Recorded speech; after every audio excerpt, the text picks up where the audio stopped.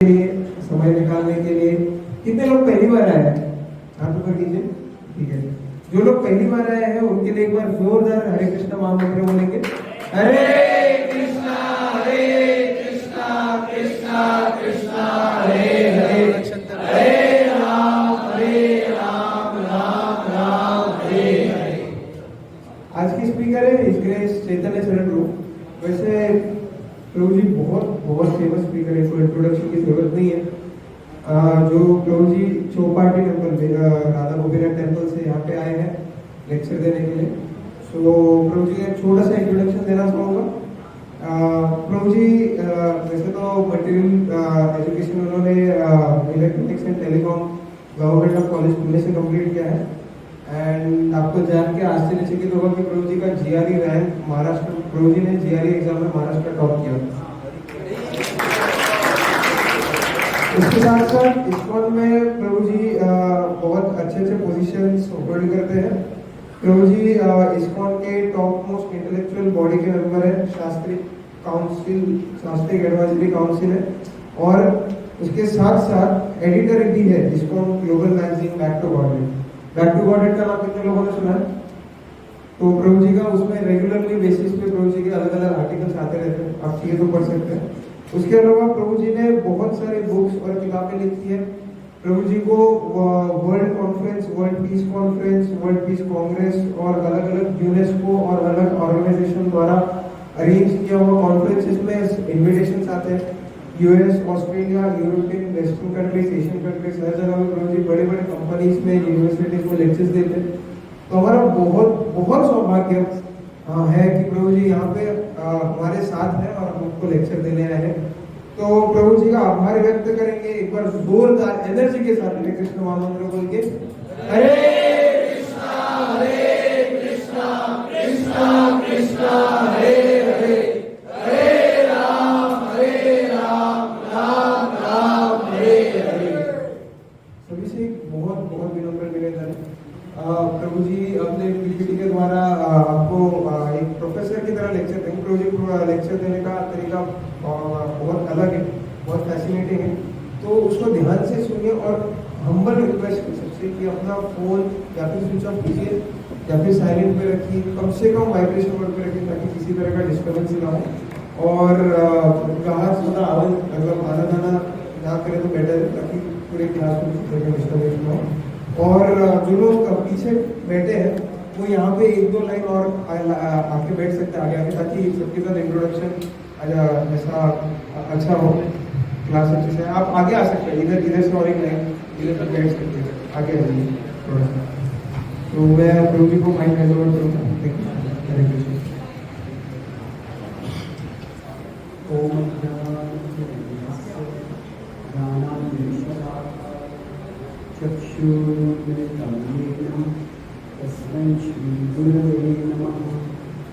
नमः ओं विष्णुपादाय विष्णुशिष्टाय भूतले श्रीमते भक्तिवेदांत स्वामी इति नामिने।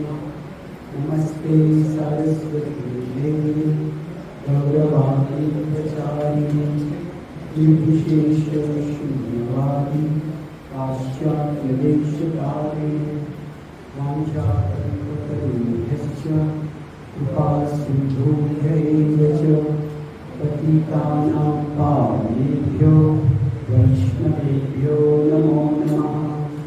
जय श्री कृष्ण चैतन्य प्रभु नित्यानंद श्री अद्वैत गदाधर श्रीवासादि गौर भक्तवृंद। हरे कृष्णा कृष्णा कृष्णा हरे हरे, हरे राम राम राम हरे हरे। हरे कृष्णा। अब आपके साथ बीच में आगे वर्क करके हूँ, आप सबको सुनाई दे रहा है स्पष्ट रूप से। तो आज हमारा विषय है how we can make our life glorious. कैसे हम हमारे जीवन को दिव्य महान बना सकते हैं। ये भगवद गीता के 11वें अध्याय के 33वें श्लोक के आधार पर चर्चा करूंगा। तो इस श्लोक का पहले अर्थ बताऊंगा, फिर हम थोड़ा दोहराने का प्रयास करेंगे। भगवान बता रहे तस्मात्, इसलिए तुम उत्तिष्ठ, उठो हे अर्जुन, यशो लभस्व, आप यश प्राप्त करो। तो एक लाइन हम दोहराते हैं, तस्मात् तुम उत्तिष्ठ यशो लभस्व,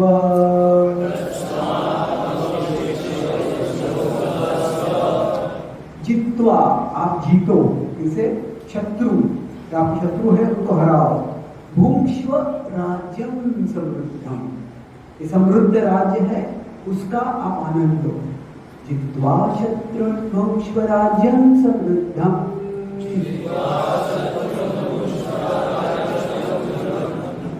मयि वहिते, मेरी योजना से, मेरे द्वारा, निहतः, निहता मतलब मारे गए हैं, मयि वहिते निहतः पूर्वमेव, पहले ही मेरे योजना से तुम्हारे शत्रुओं का वध हो चुका है। मयि वहिते निहतः पूर्वमेव,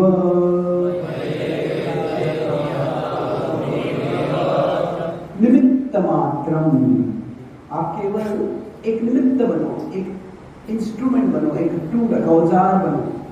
एव सव्यसाची, सव्यसाची मतलब अर्जुन का नाम है जो दोनों हाथों से उतने ही निपुण थे धनुर्विद्या का उपयोग करने में, धनुष चलाने में। निमित्त मात्रम भव सव्यसाची, तो कुछ बार हम दोहराते हैं, तस्मात् उत्तिष्ठ यशो लभस्व, जित्वा शत्रुन् भुंक्ष्व राज्यं समृद्धम्, मयि वैते निहतः पूर्वमेव, निमित्तमात्रं भव सव्यसाची। एक और बार, तस्मात् त्वमुत्तिष्ठ यशो लभस्व, जित्वा शत्रुन् भुंक्ष्व राज्यं समृद्धम्, मयि वैते निहतः पूर्वमेव, निमित्तमात्रं भव सव्यसाची।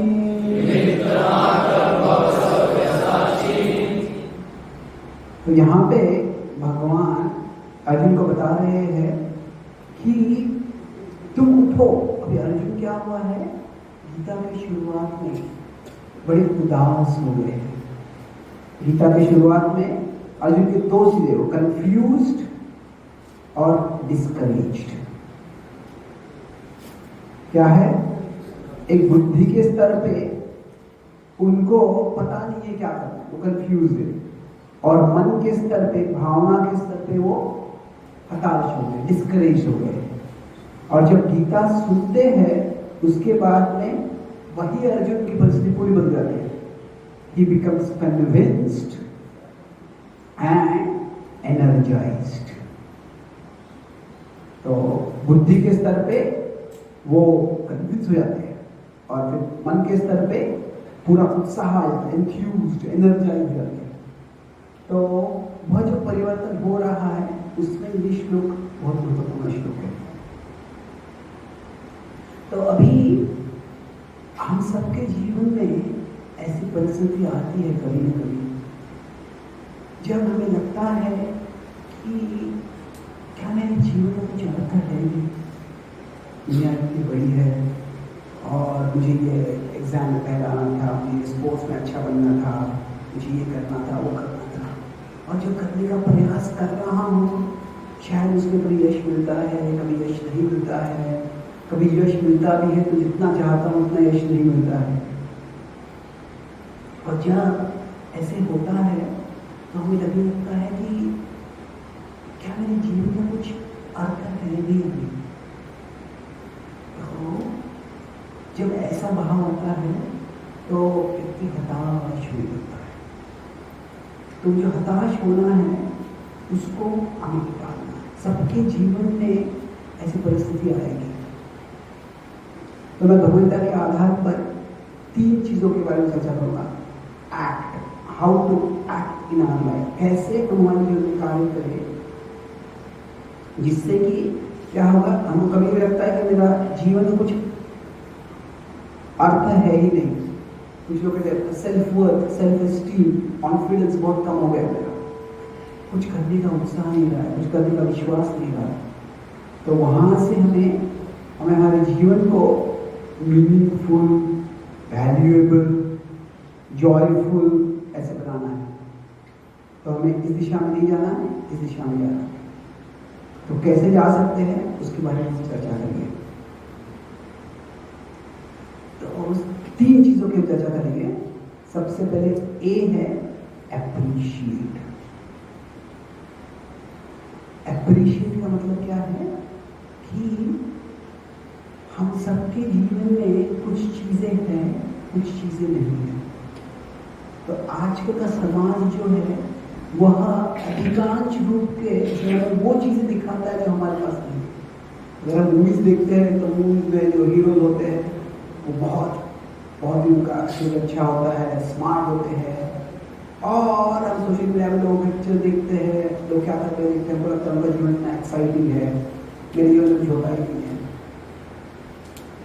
तो एक अमेरिकन साइकोलॉजिस्ट ने एक किताब लिखा, how to make yourself miserable, कि कैसे खुद को दुखी बनाए।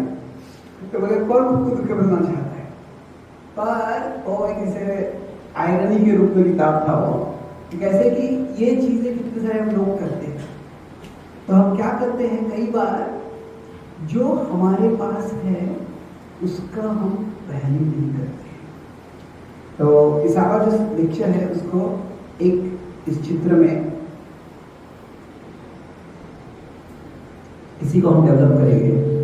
क्या है कि हमारे ऊपर भगवान है, कृष्ण है, और क्या है जो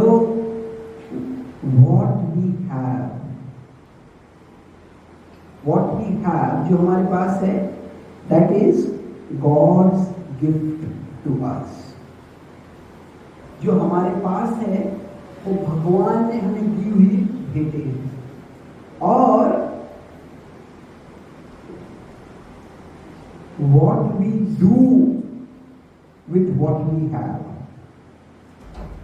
जो हमारे पास है उससे हम जो करते हैं, that is our gift to God। तो इस तरह से जीवन है ये एक भगवान के साथ आदान प्रदान है। जो भगवान ने हमें दिया है वो उनकी हमारे लिए भेंट है, और जो हम उसके साथ करते हैं वह हमारी दुनिया के लिए, भगवान के लिए भेंट है। और यह जो आदान प्रदान है यह भक्ति, भक्ति इन अ प्रैक्टिकल सेंस।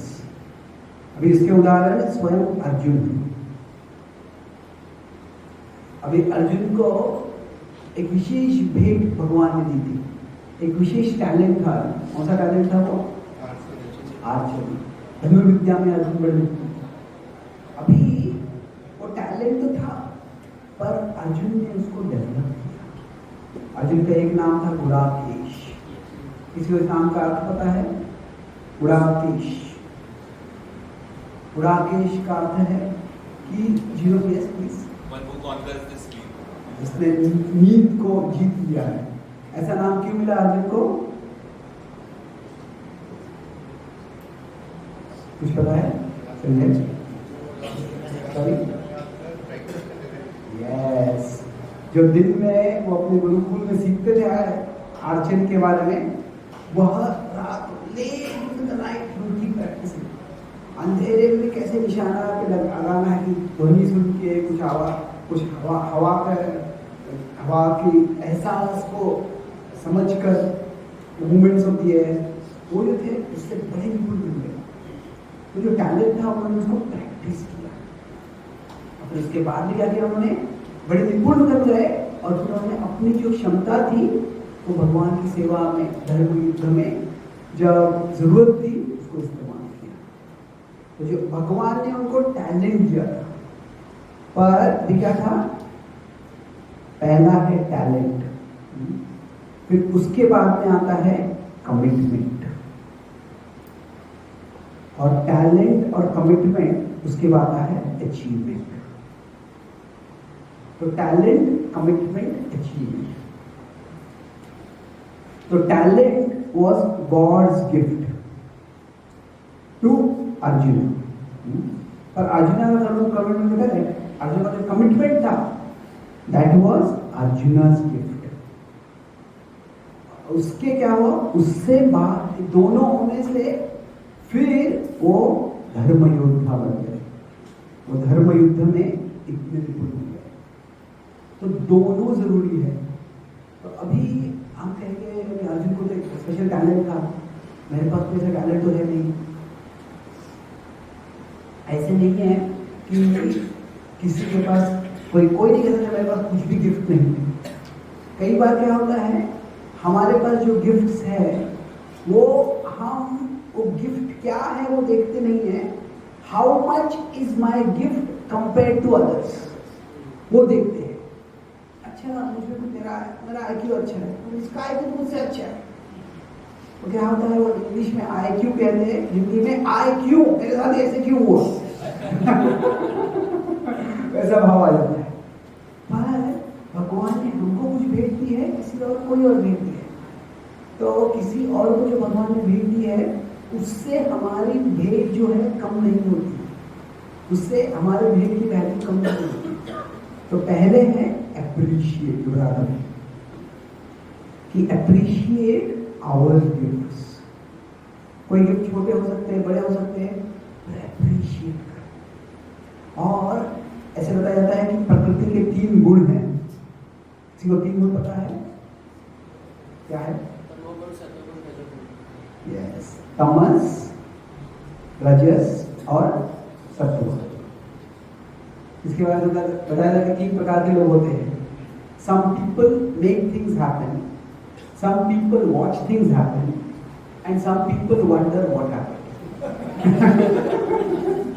कुछ लोग कुछ काम करते हैं, कुछ लोग काम चालू करते हैं, ये क्या हो गया, वो क्या हो गया, और कुछ लोग पता ही नहीं चलता क्या हो रहा है उनकी। तो अभी जो हमारी क्षमताएं हैं, ये सत्व रजस 3 गुण मतलब क्या है, एक तरह से इसको कह सकते हैं दे आर मेंटल गियर्स। जैसे कोई गाड़ी होती है, गाड़ी एक गियर पे होती है तो एक पद्धति से चलती है, दूसरी और गियर में होती है तो दूसरी पद्धति से चलती है। तो क्या होता है कि जब हमारे टैलेंट्स है, हमारे जो टैलेंट्स होते हैं वो ये हम किस टैलेंट्स नहीं, वास्तव में हमारा विजन ऑफ आवर टैलेंट्स, हमारी टैलेंट्स की ओर हमारी दृष्टि होती है। जब हम तमोगुण में होते हैं तो हमारे टैलेंट्स को हम अंडर एस्टिमेट करते हैं, रजोगुण में होते हैं तो उसको ओवर एस्टिमेट करते हैं।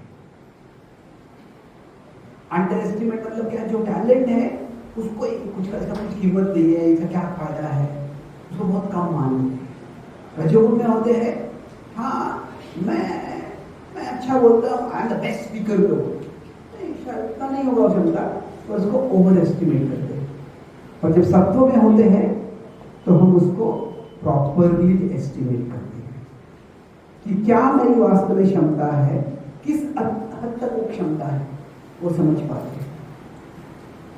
तो रजो और तमोगुण में अधिकांश रूप से क्या होता है, हम अधिकांश रूप से कंपैरिजन करते हैं, और जब कंपैरिजन करते हैं तो क्या होता है कि अगर हमसे कोई अच्छा दिखता है तो हमको इंसिक्योर लगती है, क्या फायदा, इन्फीरियरिटी लगती है, हमको खुद के बारे में बुरा लगने लगता है। हमको देखते हैं जिससे कोई हमसे कम है, हमसे हमारे इतना टैलेंटेड नहीं है, हमारा इतना स्मार्ट नहीं है, हमारा इतना अच्छा इसका इंग्लिश नहीं है, जो भी नहीं है, तो फिर हमको लगता है कि भाई अच्छा लगता है। तो ये दोनों से क्या होता है, सत्व रजस और तमस से हम तुलना करने में बहुत लग जाते हैं, और जो हमारी क्षमता है उसको डेवलप करना छोड़ के सिर्फ हम कंपेयर करते हैं। तो सत्व में क्या होता है, फोकस कंपैरिजन नहीं है, कंट्रीब्यूशन। ठीक है, मेरे पास अभी एक क्षमता है, इस क्षमता के साथ मैं क्या कर सकता हूं। तो मान लीजिए अगर कोई कुछ साल पहले पैंडेमिक हो गया था, तो मान लीजिए कोई डॉक्टर है और वो हॉस्पिटल में है और भी सैकड़ों के रूप में पेशेंट है, सैकड़ों की संख्या में पेशेंट है। तो अभी कोई डॉक्टर बहुत निपुण हो सकता है, वो 1 घंटे में 40 डॉक्टर्स को पेशेंट का ट्रीटमेंट कर रहा है। दूसरा डॉक्टर है, वो इतना फास्ट नहीं है, वो 10 पेशेंट्स का ट्रीटमेंट कर रहा है। तो अभी 10 पेशेंट्स का ट्रीटमेंट करना भी मूल्यवान है। वो 40 कर रहा है, अच्छा है वो, पर वो ये इसमें कंपटीशन नहीं है किसने कितने पेशेंट को ट्रीट किया। वास्तव में क्या है, कंट्रीब्यूशन है। लोग दर्द में हैं, उनको मदद करनी है। तो कभी कभी क्या होता है, जब हम कंपैरिजन करते हैं तो हमारी जो क्षमता है, भगवान ने जो हमें गिफ्ट दिए हैं, उससे जो हम कर सकते हैं उसको हम डिवैल्यू करते हैं। भले डॉक्टर 10 लोगों को ट्रीट कर सकता है, दूसरा कोई व्यक्ति किसी को भी ट्रीट नहीं कर सकता है, तो 10 लोगों को ट्रीट करना भी मूल्यवान है। तो इसलिए ये दुनिया जो है, जब हम दुनिया के प्रभाव में रहते हैं, हम टीवी में देखते हैं, सोशल मीडिया पे देखते हैं, कैंपस में जाकर दूसरों से बातें करते हैं, बहुत तुलना का भाव और बहुत रहता है। दुनिया अधिकांश रूप से सत्व, रजस और तमस में होती है। इसके कारण क्या होता है, कई बार हमारी क्षमताओं को हम डिवैल्यू करते हैं। जो डिवैल्यू मतलब होता है, रुपये का डिवैल्यूएशन किया था उस समय में, तो मतलब क्या है कि उसको कम लिख देते, उससे जो कर सकते हैं उसमें ध्यान नहीं देते। और जब हम मंदिर के क्षेत्र में आते हैं, मंदिर को दिव्य करते हैं, यहाँ पे वातावरण सात्विक होता है, तो हमारा मन शांत होता है। सत्वात् संजायते ज्ञानम। तो भगवान कहते हैं सत्व से क्या आता है, नॉलेज, क्लैरिटी आता है। जब क्लैरिटी आता है तो हम एक थोड़ा दिमाग शांत होता है, तो खुद की क्षमताओं को हम समझ सकते हैं। तो ये पहली चीज है। अगर हमें हमारे जीवन को ग्लोरियस बनाना है, कुछ मूल्यवान करना है हमारे जीवन में, हमारे जीवन को मूल्यवान बनाना है, तो पहले एप्रिशिएट आवर गिफ्ट्स। और जिस हद तक हम सत्वगुण में होते हैं, हमारे पास भेंट हो सकते हैं, पर सत्वगुण में नहीं है, तो वो भेंट को हम जो भगवान ने दिया है उसको हम समझ नहीं पाएंगे, उसको परख नहीं पाएंगे, उसका मूल्य हम उसकी कदर नहीं करेंगे। ये पॉइंट तो मैं एक उदाहरण के साथ बयान करता हूँ। अभी मान लीजिए इस प्रोग्राम के पास प्रसाद है, मानने की जरूरत नहीं, प्रसाद है इसके बाद में पर मान लीजिए कुछ स्पेशल काइंड का प्रसाद है। क्या है, इसमें हर एक के लिए अलग स्वीट है। कि आपके प्लेट में गुलाब जामुन है, आपके प्लेट में जलेबी है, आपके प्लेट में बासुंदी है, आपके प्लेट में मालपुआ है, आपके प्लेट में अलग अलग चीजें हैं। तो कि हर एक के प्लेट में एक स्वादिष्ट व्यंजन, एक स्वीट है। पर जब अगर मेरे प्लेट में ऐसे संदेश है, मैं संदेश खा रहा हूँ, पर देख मारे इसके प्लेट में क्या है, उसके प्लेट में क्या है, उसके प्लेट में क्या है, तो अरे उसको ये मिल रहा है, उसको ये मिल रहा है, उसको मिल रहा है। मेरा संदेश स्वादिष्ट होगा, पर वो संदेश मुझे चौक जैसे लगेगा। क्यों? क्योंकि मेरी चेतना वहां पे नहीं है।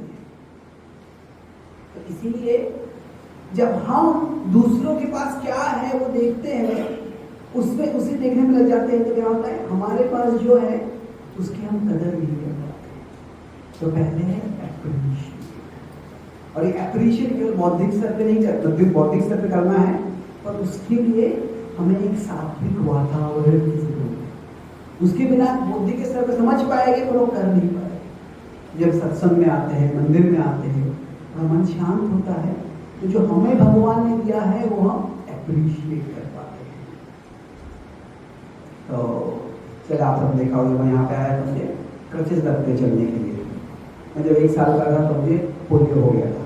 माँ मुझे वैक्सीन देने के लिए गई थी, पर छोटे से एक शहर में थे, तो वहाँ पे इस फ्रिज में तो डॉक्टर ने वैक्सीन रखा था, वो फ्रिज का पावर चला गया, तो उसके कारण वो वैक्सीन में जो पोलियो के जर्म्स थे वो और बढ़ गए, और वो वैक्सीन पोलियो टालने के लिए उसी कारण पोलियो हो गया। तो मैं उसके बाद में आया, चल रहा था, चलना सीख रहा था, एकाएक गिर गया, उसके बाद वापस मुझे नहीं पाया। ये मुझे कुछ याद नहीं है, मैं बहुत छोटा था तभी। पर जब मैं लगभग 2.5-3 साल का था तभी मुझे याद है कि कोई रिश्तेदार, दूर का रिश्तेदार हमारे घर में आया था हमसे मिलने। तो मेरी माँ को सांत्वना कर रहे थे कि बड़ा बुरा हो गया, आपकी बेटी को पोलियो हो गया।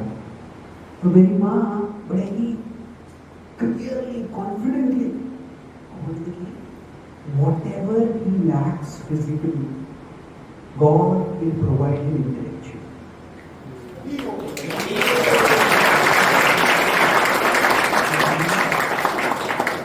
शरीर के स्तर पे जो भी कमी है, शारीरिक स्तर पे, वो बौद्धिक स्तर पे भगवान से मिले। अभी मैं तो 2.5-3 साल का, अभी क्या बुद्धि के लक्षण दिखाया मुझे कुछ पता नहीं। उसके बाद मेरी माँ गुजर गई तो मुझे पता नहीं चला, और पूछने का मौका नहीं मिला उनको। पर क्या हुआ, जैसे मैं बड़ा होने लगा, मैं बाकी बच्चों के साथ खेल नहीं सकता था। पर जब मैं पढ़ाई करने लग गया तो पढ़ता था, बड़ी आसानी से जो भी पढ़ता समझ में आ जाता था, याद कर पाता था, वो बोल पाता था। और मैं देखा कि अच्छा, एक तरह से बाकी बच्चों के समाज में चल नहीं सकता हूँ, और ये बुरा है। तो मैं विचार कर सकता था कि ये मैंने क्या किया कि मुझे ऐसे क्यों हुआ, मैंने क्या, तो वो सत्य है, वो सवाल आ सकता है। पर वो मेरी माँ के वो वचन से विचार आया मेरे मन में कि ठीक है, मैंने ऐसे क्या किया जिससे मुझे ऐसी बुद्धि मिली। तो क्या है कि हमारे जीवन में कुछ कमी होती है, कुछ अच्छा, बुराई होती है, कुछ अच्छाई होती है। तो उस समय भगवान जो गॉड विल गिव हिम, भगवान देंगे, वो भगवान ने ज्यादा केंद्र नहीं था, इंटेलेक्चुअल बुद्धि के पर केंद्र आ गया। तो बचपन से जो शरीर के स्तर पर जो कमी थी, वो व्यवहारिक रूप में समस्या होती थी उससे, पर मेरे मन में उससे ज्यादा छवि नहीं पड़ी। मेरे मन के लिए कैसे, मेरे मन में कैसे है कि अभी देखने के चश्मा लगता है, आपने कुछ लोगों को चश्मा होगा, अभी हम कितने लोग चश्मा चाहिए, चश्मा चाहिए, चश्मा चाहिए, ठीक है, चश्मा पहनो और आगे चलो, अपना काम करो। तो वैसे कि क्रचेस लगते हो चलने के लिए, क्रचेस उठाओ, आगे चलो। तो it does not occupy too much space in my mind, it does not create a hole in my head. तो हम सब में कुछ कमियां हैं और हम सब में कुछ अच्छा है। तो हमें एप्रिशिएट करना है कि हमारे पास क्या है, न कि हमारे पास क्या नहीं है उसको लैमेंट करना है। इसलिए अगर हमें अच्छा समय मिलता है तो उसमें हमें क्या होता है कि एप्रिशिएट करना हम सीखते हैं। तो पहला है कि एप्रिशिएट करो। भगवान भगवद 17वें अध्याय के 16वें श्लोक में बोलते हैं कि मन की तपस्या है मनः प्रसाद सौम्यत्व, संतुष्ट रहो, प्रसन्न रहो। वो प्रसन्न कैसे रहेंगे? जब हम एप्रिशिएट करेंगे मेरे पास क्या है। फिर दूसरा है, कौन सा एक्रोनिम देख रहे हैं? एक्ट। दूसरा सी है कल्टीवेट, कि जो भी हमारे क्षमताएं हैं वो एप्रिशिएट करना जरूरी है, पर उसके बाद उनको कल्टीवेट करना। से अर्जुन में टैलेंट था, पर टैलेंट के बाद क्या लगा? कमिटमेंट लगा। तो हम सबको जो हमारे टैलेंट्स है वो एक तरह से जो सीड्स के समान है, बीज के समान हमारे टैलेंट्स है, और उसके बाद में क्या है, ये सीड्स को गार्डनिंग करना पड़ता है। तो गार्डनिंग क्या है? ये कल्टीवेशन के समान है। तो ये हर एक व्यक्ति को करना जरूरी है। कई लोग ऐसे होते हैं कि उनमें बहुत टैलेंट होते हैं, पर अगर उनमें डिसिप्लिन नहीं है, उनमें डेडिकेशन नहीं है, तो उनके टैलेंट का ज्यादा उपयोग नहीं होता है। भारत के इतिहास में Sachin Tendulkar is considered the greatest of cricketers. जो सचिन तेंदुलकर ने डेब्यूट किया था वो बॉम्बे में ही से, तो तभी दो क्रिकेटर्स थे, दोनों बहुत प्रॉमिसिंग थे। सचिन तेंदुलकर था, दूसरे क्रिकेटर था विनोद कांबली। एक्सट्रीमली टैलेंटेड, तभी उन दोनों ने कुछ 600 रन का रिकॉर्ड किया, दोनों ने ट्रिपल सेंचुरी किया, लोकल इंटरनेशनल नहीं, लोकल स्टेट क्रिकेट, और दोनों राइज किया। पर जैसे आगे बढ़े तो इट्स नॉट विनोद कांबली का निंदा करने की बात नहीं है, पर क्या है कि he was not as disciplined as Sachin Tendulkar. तो अनेक फैक्टर्स हो सकते हैं, पर अगर कोई अपने टैलेंट्स को कल्टीवेट नहीं करता है तो टैलेंट्स होंगे तो भी उसका फायदा नहीं होगा। अभी कल्टीवेट करने के लिए भी क्या होता है, कल्टीवेट करने के लिए भी सत्व बहुत जरूरी है। कि जब हम रजोगुण में होते हैं तो हम फल के लिए बड़े उतावले होते हैं, ये फल कब मिलने वाला है, फल कब मिलने वाला है, फल कब मिलने वाला है। और तमोगुण में होते क्या, फल कभी मिलेगा ही नहीं, छोड़ो। तो क्या होता है कि जब हमारा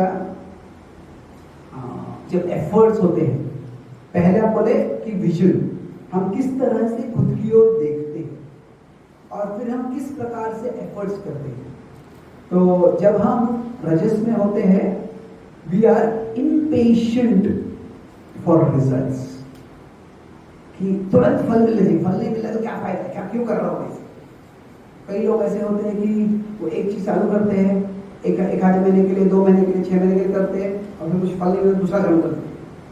कुछ लोग आज करियर भी ऐसे चेंज कर लेते हैं, ये करियर करो, वो करियर करो, वो करियर करो। तो कोई भी करियर में ग्रो करना है तो 6 महीने में हर करियर चेंज नहीं कर सकता। कोई भी करियर में ग्रो करना है तो सालों तक व्यक्ति को तो समर्पित होना है उसके लिए। तो जब रजोगुण में होते हैं तो व्यक्ति बहुत इम्पेशेंट हो जाता है। तमोगुण में होता है व्यक्ति,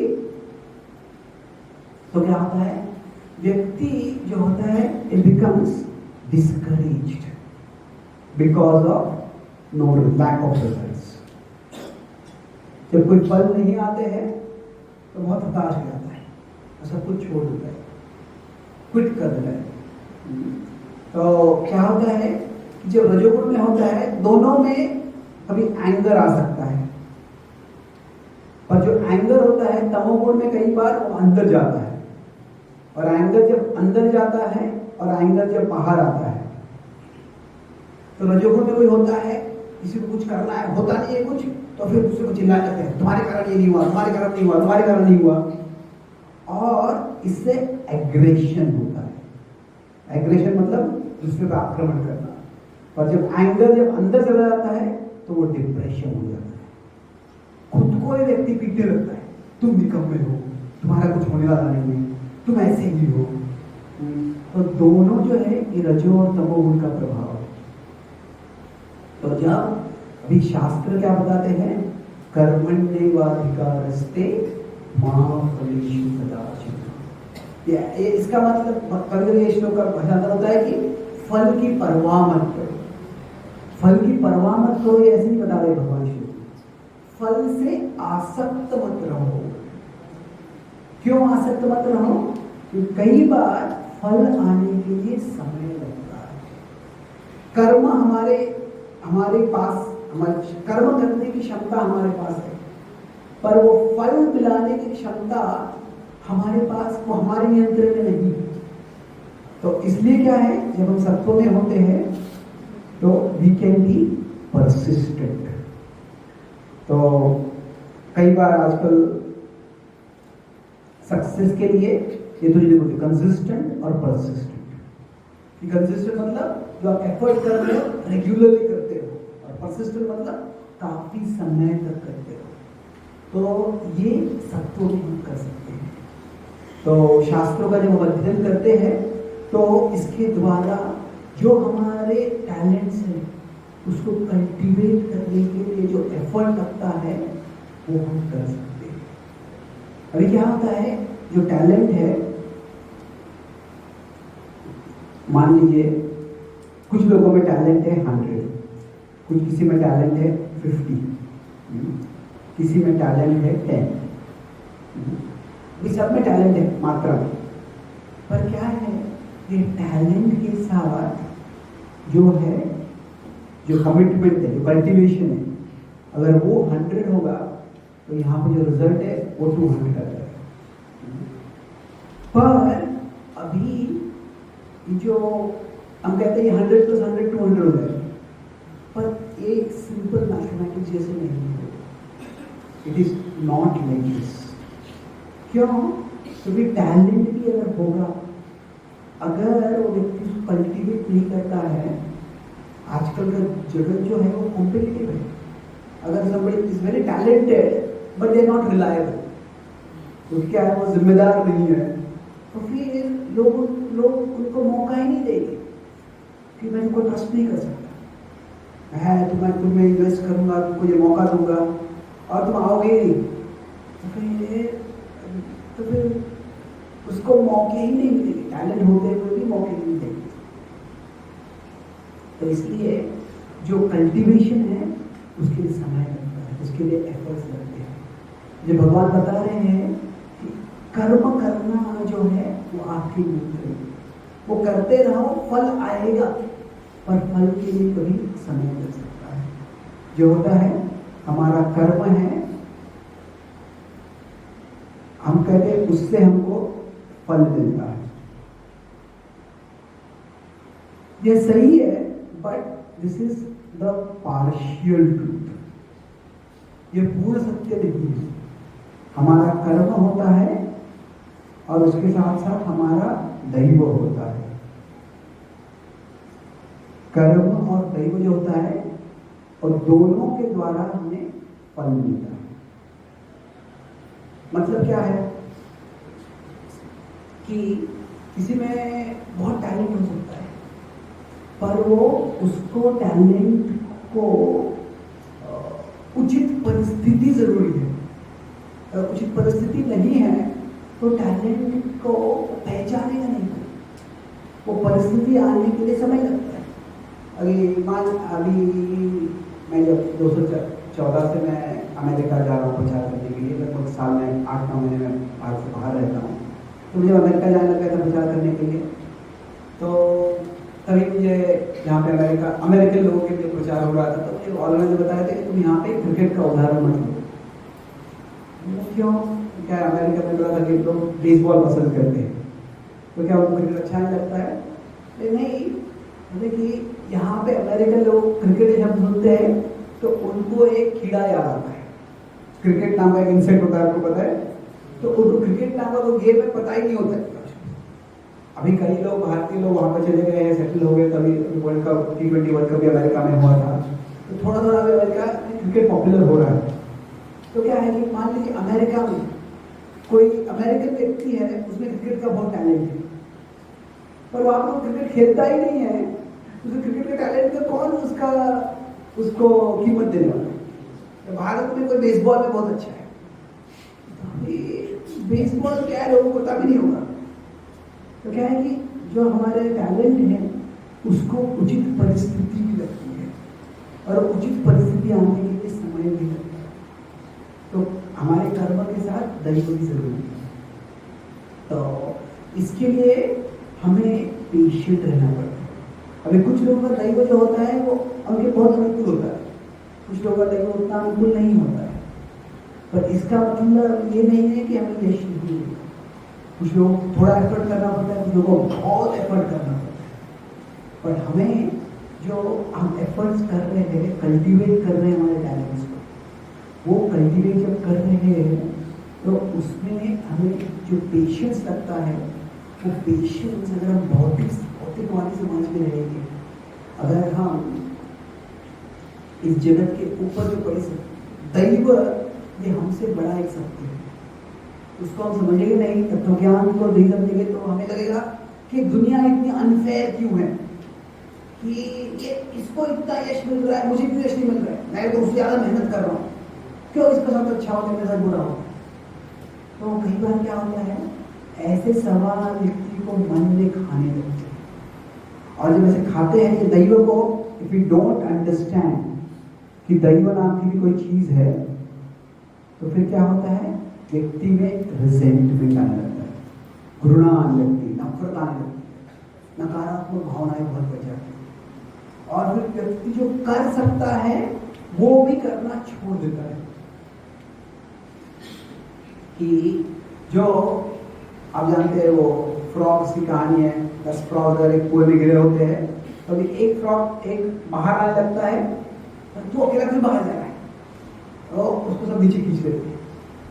मुझे लगता है ना वो बाहर जाएगा, शायद वो बाहर जाके हमें बाहर जाना पड़ेगा, वो बाहर जाने से हमें कुछ समस्या नहीं होने वाली, उसको राहत मिल रही, जब हमारा मौका है हम भी बाहर जाए। और क्या होता है, जब हमें घृणा होती है, रिजेंटमेंट होता है, तो rather than seeking our success, we start seeking others' failure to make ourselves feel less bad about our lack of success. जब मुझे यश नहीं मिल रहा है तो मुझे यश प्राप्त करने की जगह पे उसका प्रयास करने के लिए क्या करता हूँ, दूसरों को अपयश देने का प्रयास करता हूँ, जिससे कि मुझे मेरे बारे में उतना बुरा न लगे। अभी दुर्योधन ने बिल्कुल ऐसे ही किया। दुर्योधन ने बार बार षड्यंत्र बनाया कि पांडवों को नीचे दिखाए, पर भगवान की कृपा से पांडव हर बार बचे, और फिर उसने पांडवों को राज्य का विभाजन हो गया तो जंगल दे दिया। कौन सा जंगल था? खांडव जंगल, खांडव उसको वन को भगवान की कृपा से पांडवों ने अपनी मेहनत से उसको खांडव प्रस्थ बना दिया, उसको इंद्रप्रस्थ बना दिया। जब वहां पर गया वो, उसको इतनी घृणा हुई कि ये क्यों हुआ, इतने ऐश्वर्यशाली कैसे बन गए ये। तो अभी वह भी मेहनत करके खुद ऐश्वर्यशाली बन सकता था, क्या मैं उनका राज्य छीन लूंगा, मैं उनको नीचे रखूंगा। क्योंकि पिता धृतराष्ट्र ने कहा उसे, तुमने राजनीय किया है, तुम कुछ और यज्ञ कर लो, तुम्हारे यज्ञ में सारे विश्व के राजाओं को बुलाओ और तुम सारे यज्ञ कर सकते हो। उनके यश से तुम्हें इतनी क्यों परेशानी होगी। पर ये क्या है, जब व्यक्ति दैव को नहीं समझता है, जो उसको आध्यात्मिक ज्ञान नहीं है, जो उसका भागवत ज्ञान अगर नहीं है व्यक्ति को, तो अपनी परिस्थिति को स्वीकार करना बड़ा मुश्किल होता है। कई लोग बोलते हैं फिलॉसफी की क्या जरूरत है, हम अगर कंप्यूटर सीखते हैं तो हमको कुछ नौकरी मिल सकती है, हम कुछ और स्किल सीख सकते हैं तो कुछ पैसा मिल सकता है, तो फिलॉसफी का फायदा क्या है। तो फिलॉसफी का एक उद्देश्य क्या है, philosophy is to make sense of things that don't make sense. Philosophy का उद्देश्य क्या है, to make sense of things that don't make sense. जो चीजें समझ में नहीं आती है उनको कैसे समझे, यह तत्व ज्ञान हमें बताता है। हम सब हमारे जीवन के इतना प्रयास करते हैं और अचानक कुछ किसी का एक्सीडेंट हो जाता है, मृत्यु हो जाती है, कि मृत्यु क्यों है, मृत्यु क्यों होती है, तो यह समझने के लिए तत्व ज्ञान होता है। तत्व ज्ञान नहीं है तो क्या होता है, जब ऐसा कुछ होता है जो हम समझ नहीं पाते हैं तो उससे पूरा हताश हो जाते हैं। मैं तो हताश हो जाते हैं, घृणा आ जाती है, दूसरों की ईर्ष्या आ जाती है, तो उससे हम खुद के जो टैलेंट्स हैं उसको हम कल्टीवेट नहीं कर पाते हैं। ये दूसरा पॉइंट है, हमें हमारे टैलेंट्स को कल्टीवेट करना है। और तीसरा क्या है, लास्ट एक्ट क्या है, एक्ट में टी है। टी मतलब ट्रांसेंड। ट्रांसेंड मतलब क्या, परे जाना। तो परे जाना मतलब क्या है कि हमारे एबिलिटीज भी हमारे पास है, हम एबिलिटीज को डेवलप भी करते हैं, पर क्या होता है उसके बाद में हम चाहते क्या है। ट्रांसेंड मतलब ट्रांसेंड वर्ल्डली डिजायर्स, भौतिक स्वार्थी इच्छाएं जो है उनके परे जाते हैं। कि क्या होता है कि व्यक्ति के पास अपना टैलेंट हो सकता है, पर कुछ लोग अगर टैलेंट होता है वो टैलेंट से बहुत दिखावा करते हैं, अरे मेरे पास इतना टैलेंट है, मैं इतना अच्छा हूँ, मैं इतना बड़ा हूँ, मैं इतना बड़ा हूँ। तो जब ऐसा भाव होता है कि हमारा टैलेंट है, अगर हम टैलेंट से रिकॉग्निशन चाह रहे हैं तो फिर हम we will be always dissatisfied.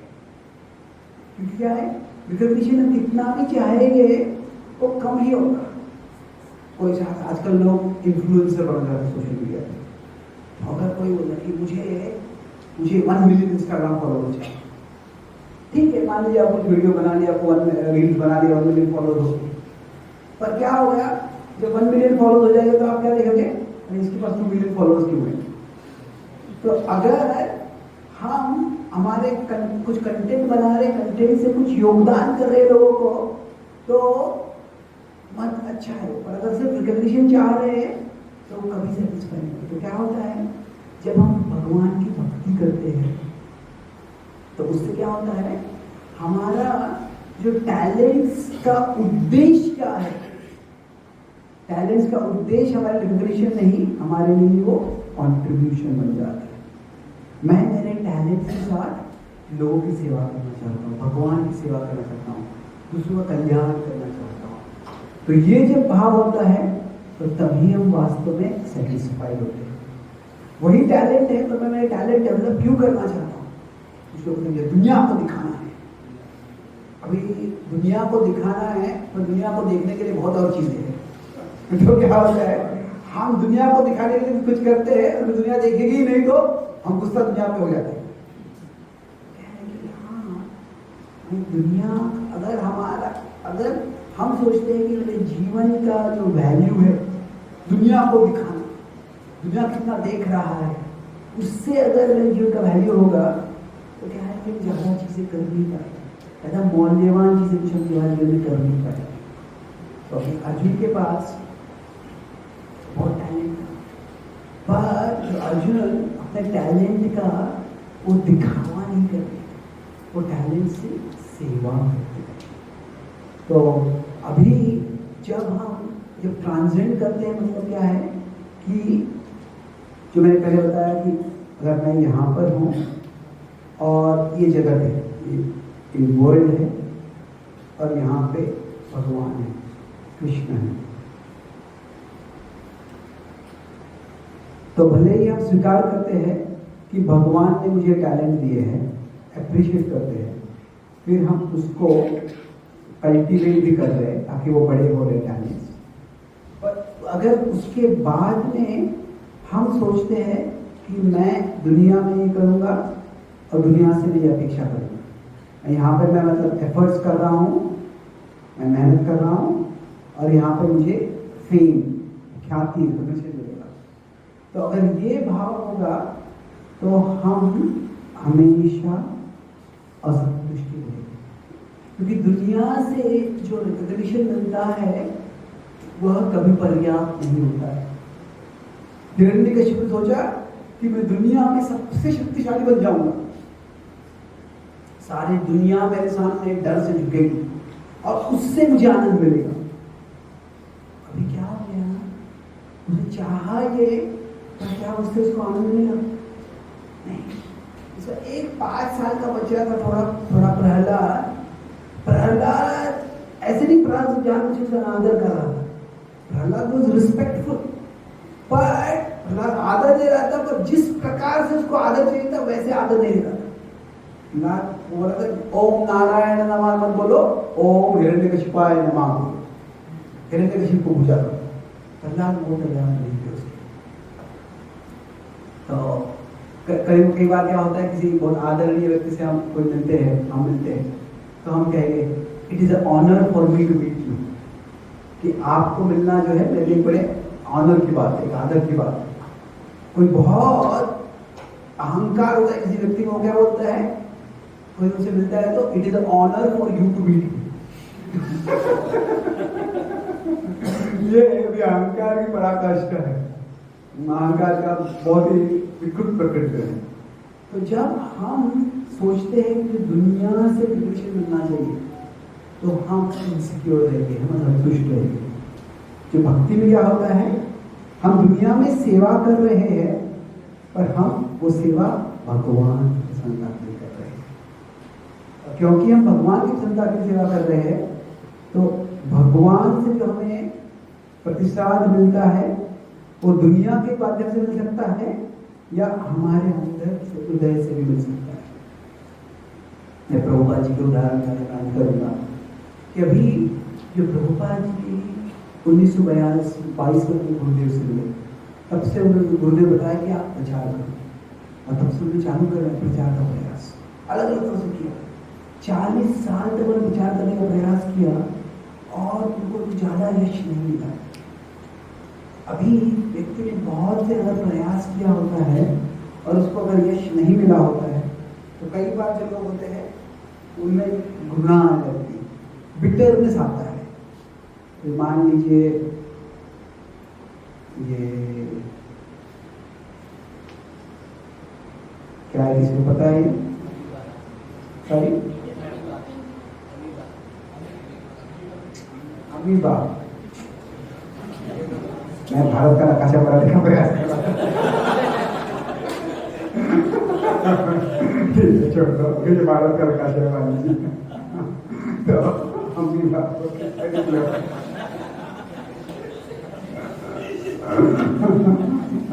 तो अभी यहाँ पे कोलकाता है, यहाँ पे मुंबई है, यहाँ पे कहीं कभी प्रयाग है। तो अभी जब प्रभुपाद जी गृहस्थ थे, इन 3 जगहों पे प्रभुपाद जी ने अपना बिजनेस बनाने का प्रयास किया। और मेरे एक मित्र है, उन्होंने प्री इंडिपेंडेंस हिस्ट्री में PhD किया है, तो वो बता रहे थे कि उस समय लोग इतने जगह में ट्रांसफर अपना बिजनेस नहीं किया करते। अगर गवर्नमेंट जॉब होता था तो गवर्नमेंट को ट्रांसफर करती थी, तो गवर्नमेंट से क्वार्टर मिल जाता था, सब कुछ सुविधा होती थी। पर किसी का अपना बिजनेस है तो पूरा बिजनेस देश के एक कोने से दूसरे कोने के आगे लगाना वो आसान नहीं है। पर प्रभुपाद जी फिर भी प्रयास किया, क्योंकि प्रभुपाद जी चाहते थे कि वो धन संपत्ति मिला के प्राप्त करके अपने गुरुदेव के आंदोलन में वो डोनेशन दे सके। बहुत प्रयास किया पर वो नहीं हो पाया। फिर उन्होंने नासिक चालू किया, बैक टू बॉडी, वो डिस्ट्रीब्यूट करने का प्रयास किया, वो नहीं हो पाया। और अपने गुरु भाइयों के साथ उनकी संस्था में सेवा करने का प्रयास करते हैं, पर उनका जो विचारधारा थी वो थोड़ी संकीर्ण थी, तो कोई सुविधा नहीं दे रहे थे, उनकी मदद नहीं कर रहे थे, उनके खंडन कर रहे थे। फिर प्रभुपाद जी ने एक पूरी अपनी संस्था चालू की, लीग ऑफ डिवोटीज। तो जो लोग उनको उनको मदद कर रहे थे वही उनके विरुद्ध में हो गए। वो कहने लगे कि हमको ये संस्था की जगह है किसी और चीज के लिए। प्रभुपाद जी को जहाँ से कुछ हो जाना पड़ा, अनेक तरह से प्रयास किया और हर जगह पे उनको अपयश मिला, पर फिर भी प्रभुपाद जी कभी बिटर नहीं हुए। जब अमेरिका में गए थे वो, तो जिंदगी भर में क्या किया है वो दिखाने के लिए कैसे कुछ नहीं था। अकेले व्यक्ति बिना किसी पैसे के लिए अमेरिका में गए, पर फिर भी जब लोग उनसे मिलते थे तो देखते थे स्वामी कितने सुखी है, कितने संतुष्ट है, भगवान के बारे में बोलने में ही उनको इतना आनंद है।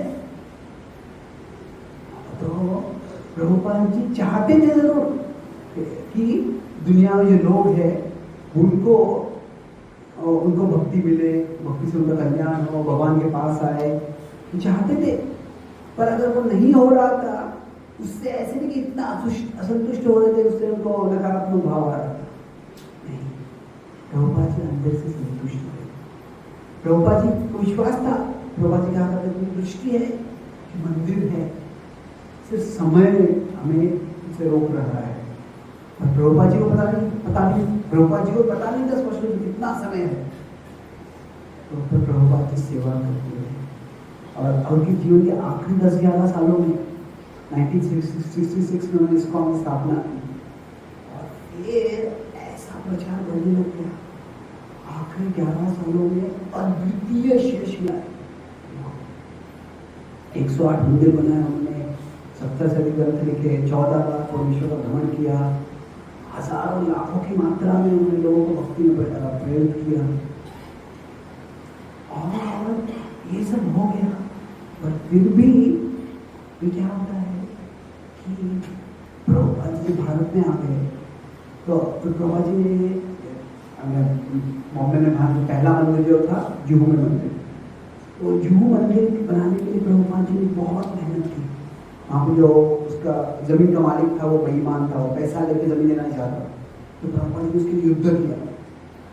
और फिर प्रभुपाद जी बहुत बीमार हो, और वास्तव में प्रभुपाद जी नवंबर 1977 में वो भगवत धाम को चले गए। और जो जुहू मंदिर था वो फरवरी में इनॉग्रेट हुआ, 3 महीने। प्रभुपाद जी कृष्ण से कह सकते थे, कृष्ण बस कुछ समय दे दो, आपके लिए मैंने मंदिर बनाया है, ये मंदिर का उद्घाटन मैं आपका दर्शन देने को। जब उनको किसी चिंतन फॉलोअर्स ने पूछा, उनको स्लाइड नंबर ने, स्वामी जी आपको कुछ आखिरी इच्छा है? प्रभुपाद जी बोला कुछ इच्छा नहीं। प्रभुपाद जी का क्या था कि कृष्ण ने मेरे लिए एक रोल रखा है जो रोल है, जो मेरी भूमिका है, वो पूरी करूँ। तो अभी ये अगर कोई व्यक्ति पूरा जिंदगी कोई प्रोजेक्ट कराने के लिए कर रखा है और प्रोजेक्ट में पूरा ही होने वाला है, उसके पहले वो मृत्यु के मारे रहे, तो उससे बड़ा डिस्टर्ब हो जाएगा। तो प्रभुपाद जी भगवान इस जगत में भगवान की सेवा कर रहे थे, पर वो इस जगत में क्या हो रहा है उससे आसक्त नहीं। क्यों? प्रभुपाद जी को विश्वास था तो कृष्ण अगर मेरे द्वारा ये करना चाहते हैं तो मेरे द्वारा करेंगे, और मेरे द्वारा नहीं तो किसी और के द्वारा करेंगे। ये जो है जगत में एक रिले रेस होता है। रिले रेस मतलब कि हमारे हाथ में कोई मशाल है, वो जो मशाल है हम कुछ समय तक उठाते हैं और फिर वो जो मशाल है हम किसी और को दे देते हैं। तो प्रभुपाद जी देख रहे थे कि मुझे मेरी सेवा करनी, तो हम सब जो भगवान के हाथ में निमित्त बनते, निमित्त मात्र भाव से, तो हम सब मौल्यवान योगदान कर सकते हैं। पर हर एक के लिए भगवान ने अलग अलग भूमिका रखी। तो हमें जो हमारी भूमिका है वो करना है, उसमें संतुष्ट होना है।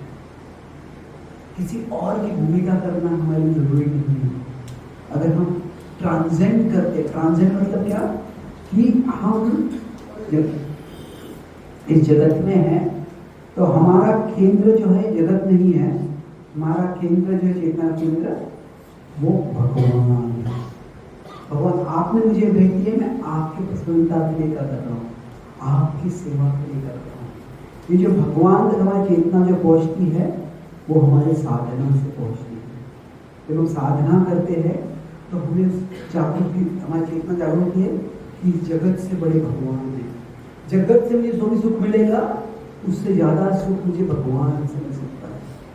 तो फिर हम जगत से यश की अपेक्षा से हम ड्राइव नहीं करते हैं सबको, हम भगवान से कनेक्शन जोड़ने के लिए खुद को ड्राइव करते हैं।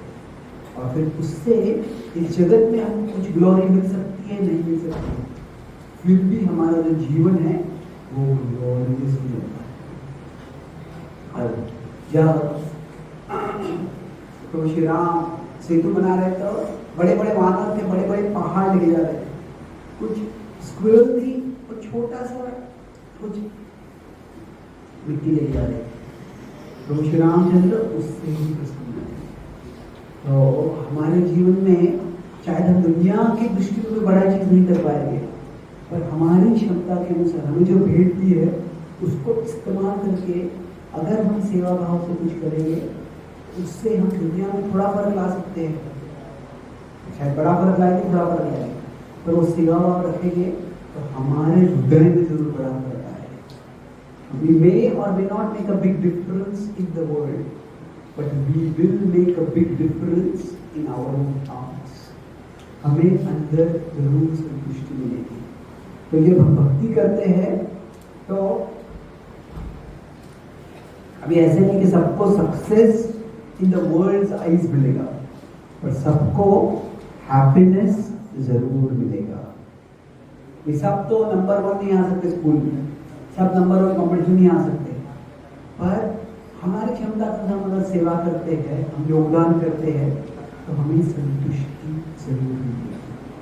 और यह जो है इस तरह से हर एक व्यक्ति निमित्त मात्रम भव सव्यसाची, हर व्यक्ति अपने जीवन को ग्लोरियस बना सकता है। तो सारांश में चर्चा की कि how do we make our life glorious. तो 3 चीजें चर्चा की थी। कौन सा एक्रोनिम था? ACD। ए क्या था? Appreciate. Excellent. Appreciate the gifts we have. तो हमने देखा हम जब तमस में रजस में होते तो क्या करते हैं, तमस में होते क्या करते हैं, रजस में हमारे गिफ्ट्स को हम ओवर एस्टिमेट करते हैं, जो है उससे ज्यादा हम खोजते हैं। तमस में होते हैं तो अंडर एस्टिमेट करते हैं। तो बीच में जो होता है तो हम क्या करते हैं, उसको प्रॉपरली एस्टिमेट करते हैं।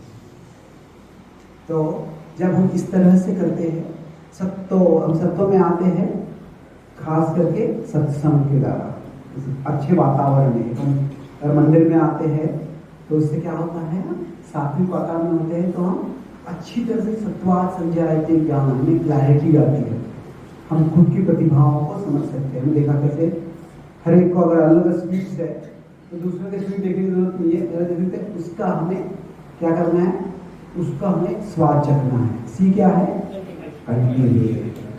कि भेद भी होगा तो भी उसको हमें डेवलप करना जरूरी है।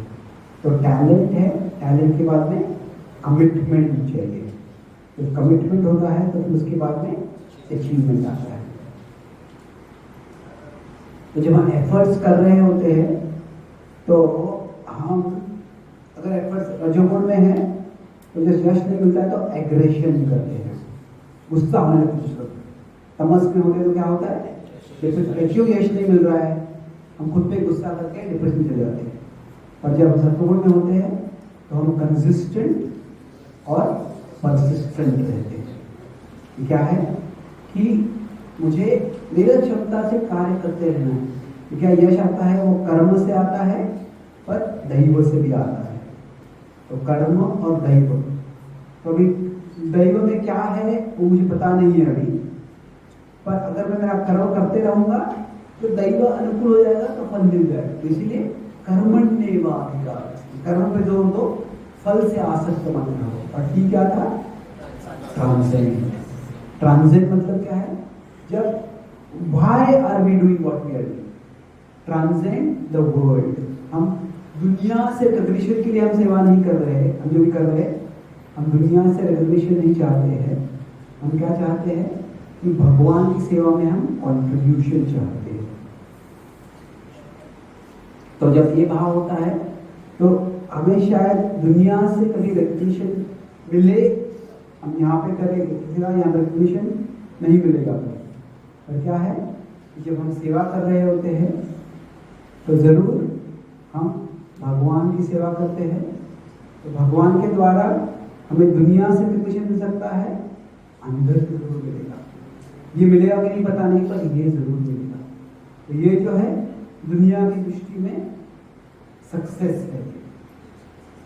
पर अगर भगवान हमसे पसंद जाते हैं तो अंदर से हैप्पीनेस जरूर मिलता है।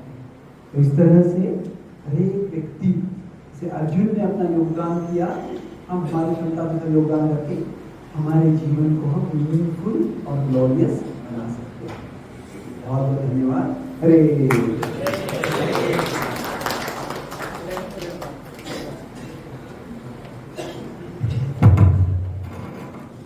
हरे कृष्णा कृष्णा कृष्णा कृष्णा हरे हरे, हरे राम राम राम हरे हरे।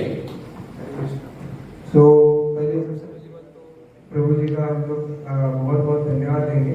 प्रभु जी का लेक्चर देने का टेक्निक बहुत बहुत यूनिक है, बहुत अलग है सबसे। प्रभु जी एज अ प्रोफेसर सिखाते हैं, आप देखोगे तो आपको ट्रीज ऐसा ग्राफ ऐसा सब कुछ सेग्रीगेटेड नोट्स टाइप आपको मिलेगा।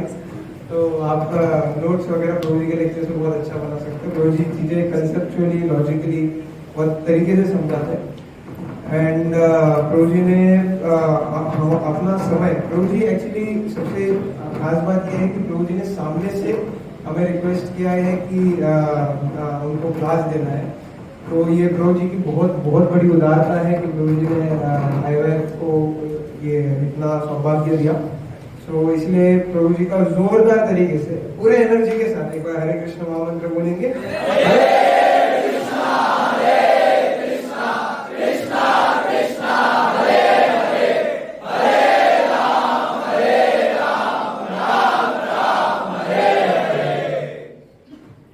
प्रभु जी का 2014 में मैंने एक आर्टिकल पढ़ा था प्रभु जी का निर्भया केस के बाद, modern media, Shurpanakha the modern media करके ऐसा, और बैक टू वर्ड में बहुत फेमस आर्टिकल हुआ था। आप आज भी जाकर नेट पर सर्च कर सकते हो। सो 2014 में उन्होंने डिपिक्ट किया था कि कैसे सोशल मीडिया और बॉलीवुड और कैसे ये सब चीज़ें एक पर्सन को इन्फ्लुएंस करेंगी इन लस्टफुल वे, ताकि उनके अंदर का रावण जाग जाए और वो कुछ अलग तरीके से प्रदर्शित करे। तो तभी प्रभु जी ने ये यहाँ तक कि मतलब प्रभु जी इतना दूरदर्शी है, प्रभु जी इतने लॉजिकली सोचते हैं। उसके अलावा प्रभु जी के बहुत बहुत आर्टिकल्स हैं। प्रभु जी का डेली गीता करके एक वेबसाइट है, वहाँ पे प्रभु जी हर रोज 200 वर्ड्स में भगवत गीता पे अलग अलग श्लोकास पे अपडेट्स देते रहते हैं। आप वहाँ पे ऑनलाइन वेबसाइट में जाके चेक कर सकते हैं। एंड अगर हम लोग सिर्फ 2 क्वेश्चंस ले सकते हैं, किसी को अगर कोई पूछना चाहे तो सिर्फ 2 क्वेश्चंस, 3 क्वेश्चंस, 3 क्वेश्चन। तो किसी का कोई क्वेश्चन है तो हाथ ऊपर कर सकते हैं, माइक फॉरवर्ड कर।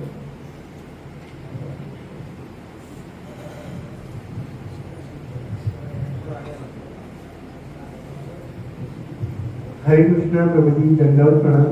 प्रभु जी, माया देवी से कैसे बच सकते हैं? माया देवी हमें 2 चीजों से प्रलोभन करती है। एक है डिजायर और दूसरा है फियर, कि तुम मेरे पास आओ, तुमको ये सब मिल जाएगा, और तुम वहां पे रहो, तुम्हारी में ये सारी समस्या आएगी। तो क्या है कि जिस हद तक हम भगवान के स्मरण, भगवान की सेवा में लगते हैं, तो उससे हमें क्या होता है, Krishna is the person who can fulfil all desires and who can free us from all fears. वो हमारे चेतना, हमारे वो विश्वास हमारे चेतना में जागरूक होता है कि कृष्ण मेरी सारी इच्छाओं को पूरा कर सकते हैं, कृष्ण मुझे सारे भय से मुक्त करते हैं। वजह हो रे मन अभय चरण। तो इतना हम भगवान का स्मरण करेंगे, और न केवल से मैकेनिकली स्मरण नहीं करें, स्मरण करके हमें ये चेतना जागरूक करनी है, ये एक कन्विक्शन जागरूक करना है कि भगवान ही सारे डिजायर और फियर्स के अंदर ले जा सकते हैं। तो फिर उससे हम माया से बच सकते हैं। कृष्ण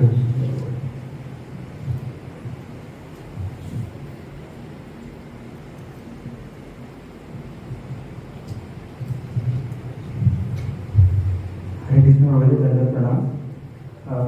जैसे कि अगर हम लोग कोई जॉब कर रहे हैं तो हम लोग अगर उसमें इतना एंगेज हो जाते हैं कि फिर हम लोग सेंटर में भगवान को रख नहीं पाते। मतलब मेरा ही केस, तो मैं अगर इतना एंगेज हो जाता हूँ कि कृष्ण भगवान को मैं बार बार मतलब भूल जाता हूँ। तो इसके लिए क्या करना चाहिए?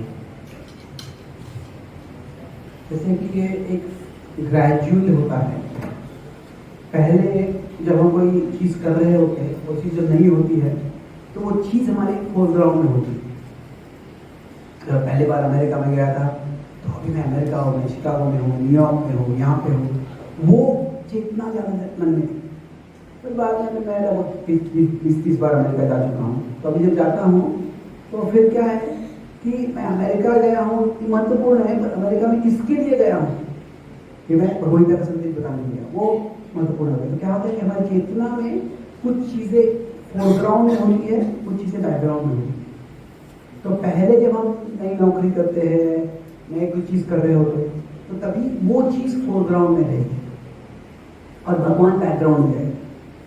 पर जैसे हम वो नौकरी करेंगे और फैमिलियर हो जाएगा, उसमें जॉब में थोड़ा एक्सपर्ट हो जाएंगे, भक्ति भी हम चीज़ें कर रहे हैं, साधना भी कर रहे हैं, तो क्या होगा, धीरे धीरे भगवान हमारे फोरग्राउंड में आएगा। और जो हम काम कर रहे हैं उसमें ध्यान देंगे, पर वो उतना फोरग्राउंड में नहीं रहेगा, वो थोड़ा बैकग्राउंड में जाएगा। ये धीरे धीरे होता है। तो कम से कम अगर हम नौकरी के समय, जॉब के समय भगवान को याद नहीं कर पाए तो ठीक है, पर रोज सुबह हम जब साधना शुरू कर सकते हैं, तो बाद में घर में आने के बाद थोड़ा कुछ पढ़ सकते हैं, सुन सकते हैं। तो if not during our work, at least before and after our work we remember. इसलिए क्या है, तो फिर क्या होगा, उसके पहले बाद में याद नहीं करें तो बैकग्राउंड में नहीं, बैक से बाहर चल जाएगा। तो हमको कौन से बैकग्राउंड में रखना है, तो दिन में बैकग्राउंड चले जाते हैं, पर सुबह शाम जब हम भगवान का सुनते हैं, पढ़ते हैं, तो फोरग्राउंड में आते हैं। भगवान फोरग्राउंड में सुबह आते हैं, शाम पूरे दिन में बैकग्राउंड में चले जाते हैं। तो वापस हम साधना करते हैं, फोरग्राउंड में आते हैं, अब हम बैकग्राउंड में चले जाते हैं। वैसे धीरे धीरे क्या होगा, भगवान हमारे फोरग्राउंड में ज़्यादा रहने लग जाएगा।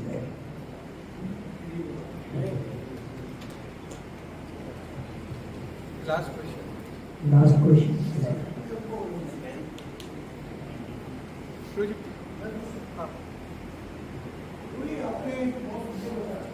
बहुत अच्छा लगा आपका मॉडल एसीबी। और इसमें जो बच्चे हैं उनको ये मॉडल सीखने के लिए ISKCON यूज फोरम का कैसे यूज हो सकता है? सॉरी, ISKCON IYF का कैसे यूज हो सकता है? ओके, तो यस करेक्ट। तो थैंक यू। अभी क्या है कि जब बताता सात्विक वातावरण जरूरी है तो उसमें हमारा मन थोड़ा शांत होता है, पर सात्विक वातावरण भी व्यक्ति के मनो टेम्परामेंट के अनुसार होना चाहिए। अभी युवक आ रहे हैं, अभी ऐसे सत्संग में आएंगे वहाँ पे सब अलग अलग एज के लोग हैं, तो वहाँ पे उतना कंफर्टेबल नहीं होगा। तो क्या है, पर ये यूथ का ही मीटिंग है, तो क्या है सबका एक ही थोड़ा एक एज ग्रुप के है, पूरा एक्सपीरियंस सिमिलर है, तो वहाँ पे फ्रेंडशिप हो सकता है। तो इसीलिए सात्विक वातावरण भी हमारे टेम्परामेंट के अनुसार जरूरी है। तो लाइक माइंडेड होता है, तो इसलिए यूथ फोरम इसका बहुत फायदा होता है कि we get a sattvic environment in on our terms, in terms that are comfortable to us. दूसरा चीज ये है कि अगर यहाँ पे हम जो मार्गदर्शन करने वाले वरिष्ठ भक्त जो होते हैं, वो अगर यूथ की जो चैलेंजेस समझते हैं, यूथ की जो सिचुएशन समझते हैं, तो उसके अनुसार मार्गदर्शन देते हैं। तो अभी जो मॉर्निंग प्रोग्राम होता है या साधना होती है, वो किस स्टैंडर्ड्स पे करनी है, किस तरह से करनी है, हमें कस्टमाइज गाइडेंस मिलता है। तो अगर सिर्फ एक वन गाइडेंस फॉर एवरीवन दिया तो ये मेरे लिए प्रैक्टिकल नहीं है, पर हमें कस्टमाइज गाइडेंस भी मिलता है। और आखिरी चीज है कि अगर इस प्रकार का यूथ फोरम जैसे एटमॉस्फेयर है हमारा, तो उसमें क्या है कि म्यूचुअल इंस्पिरेशन होता है कि न केवल मैं भक्ति कर रहा हूँ, कई बार ऐसा लगता है अगर हम कॉलेज में हैं, हॉस्टल में, घर में हैं, तो हमको क्या लगता है, अरे मैं अकेला भक्ति कर रहा हूँ तो दुनिया तो कुछ और ही कर रही है, तो क्या लगता है क्या मैं कुछ गलत कर रहा हूँ। तो पर हमें आते हैं ये मेरे से भक्ति है, पर इतना भक्ति कर रहा है, तो हमें प्रेरणा मिलती है। तो कुछ जो प्रेरणा आती है जो हमारे सुपीरियर से आती है, उनके वो समझाने से आती है, उनके उदाहरण से आती है, पर उससे ज़्यादा जो प्रेरणा जो होती है यूथ में, स्पेशली टीनेज में, जो वर्टिकली लोग सीखते हैं उससे ज़्यादा लैटरली सीखते हैं। टीनेज में पीयर प्रेशर बहुत होता है, यूथ में क्या होता है कि जो बच्चे बहुत छोटे होते हैं तो तभी उनकी पहचान क्या होती है कि मैं इनका बेटा हूँ, मैं इनकी बेटी हूँ, ये पहचान होती है। जब वो 25-30 साल के होते हैं तो उनकी अपनी पहचान होती है कि मेरी ये डिग्री है, मेरा ये जॉब है। पर उसके बीच में लगभग 12-13 साल से 20-22 साल तक क्या होता है, वो एक आइडेंटिटी क्राइसिस होता है। They are too old to identify as the child of so and so, and they are too young to have their own identity. तो उसके बाद क्या होता है, उस समय पीयर प्रेशर बहुत होता है कि मेरे सोशल सर्कल में मुझे कूल लगना चाहिए, पर वो कूल बनने में हम फूल बन जाते हैं। तो इसीलिए अगर हमें जो वो पीयर प्रेशर जो है उससे नकारात्मक प्रभाव नहीं हो, तो हमारे दूसरे हमारे एज के लोग हैं वो भक्ति कर रहे हैं, उनसे बहुत प्रेरणा मिलती है। Thank you. हरे प्रभुपाद की जय, गौर भक्तवृंद की जय। हरे कृष्णा कृष्णा कृष्णा हरे हरे, हरे राम राम राम हरे हरे। आज कितने भक्त पहली बार आए हैं, और आज भारी मात्रा में मुझे आज आपका लेक्चर है, इतने यूथ आए हैं। ये 1.5 घंटा हमारे लिए ऐसा था कि हम सब कॉलेज में है, यहाँ पे कोई जॉब कर रहा है या अपने अपनी लाइफ में कोई गोल को अचीव करने के लिए दौड़ रहा है, लेकिन जब लेक्चर शुरू हुआ, ए से शुरू हुआ, हम सबकी एबीसीडी ऐसे ही शुरू होती है, लेकिन हमारे पास हमारा जीवन कैसा रहा है कि हम हमेशा कोसते रहे, माँ बाप को कोसा, टीचर को कोसा, पूरी दुनिया को कोसते रहे। ए से ही शुरुआत हुई कि कृष्णा ने मुझे क्या दिया है और मैं कैसे कल्टीवेट करके कंट्रीब्यूट कर सकता हूँ। ये 1.5 घंटा ही इनफ है हमारी लाइफ को सक्सेस करने के लिए। अगर यहाँ से हम ये सीख कर जाते कि हमें जो दिया है कृष्णा ने वो बेस्ट दिया है, इस बेस्ट में से मैं क्या कल्टीवेट कर सकता हूँ और मैं क्या समाज में कंट्रीब्यूट कर सकता हूँ। जब जब एक एक ए से शुरू हुआ उस बम आ गए, कल्टीवेट हुआ, अरे ये तो और नजदीक पहुंच गए। एक एक लाइन सच में ऐसा था, मैं यहाँ पे एक एक स्लाइड के फोटो लिए है। हम नेक्स्ट टाइम प्रभु जी से रिक्वेस्ट करेंगे, कौन कौन चाहता है प्रभु जी नेक्स्ट टाइम इसी तरह हमको लेक्चर लेके हमें गाइड करेंगे। और नेक्स्ट टाइम हम कोशिश करेंगे, कॉलेज में हम जो पढ़ाई तो करते ही है, तो हम क्या लेकर बैठते हैं, बुक और पेन लेके। नेक्स्ट टाइम प्रभु जी अकेले नहीं लिखेंगे, हम सब भी साथ में लेकर बैठेंगे। आप सब तैयार है? और इसी मात्रा में सबको आना है, पूरा हॉल पेक हो जाना चाहिए, ताकि हमारे जो दोस्त हैं उनको भी पता चले कि अकेला भक्ति नहीं कर रहा, साथ में उनको इंस्पिरेशन भी मिलती रहे। ठीक है, तो प्रभु जी का हम तहे दिल से आभार प्रकट करते हैं। प्रभु जी आप सच में इतना अच्छा था, ये तो मैं मेरे जीवन में आज लेकर जा रहा हूँ। क्या लेकर जाना है? ACT। तो आप सब लोग आज घर पे जाना है, याद करना है कि आज प्रभु जी नहीं कर रहा। और प्रभु जी की सबसे अच्छी बात है, प्रभु जी को मैंने कहा कि प्रभु जी आप ऐसा बताइए कि IVF में ऐसा है। प्रभु जी बोलते नहीं, मैं वो बताऊंगा कि इसका इंपॉर्टेंस क्या है। वो उस आदमी पे निर्भर करता है कि उसे उस चीज को अपने जीवन में अप्लाई करना है कि नहीं। कन्विक्शन के साथ भक्ति को जीवन में कैसे उतारा जाए, ये प्रभु जी बताते हैं। वो थिंक करने पर घर पे जाके मजबूर हो जाना चाहिए कि यार भगवान ने माँ बाप अच्छे दिए, थोड़ा ये दिया, चलो मेरे पास ये टैलेंट है, मैं इस्तेमाल कर सकूं। तो फोर्सफुली नहीं, हार्ट से होना चाहिए। तो ये हम प्रभु जी से इंस्पायर होते हैं, ये हम लर्न करके जा रहे हैं। तो प्रभु जी के लिए एक बार हरे कृष्ण महामंत्र एकदम जोरदार हो जाए कि चारों ओर ये नारा गूंजे, हरे कृष्णा कृष्णा कृष्णा हरे हरे, हरे राम राम राम हरे हरे। श्री प्रभुपाद की, कृष्ण चंद्र चरण प्रभु की, आगे भक्त वृंद की। इसी के साथ हम कीर्तन की ओर आगे बढ़ेंगे और फिर सभी के लिए प्रसादम है। और प्रभु जी से रिक्वेस्ट है किसी तरह प्रभु जी के उसी समय आप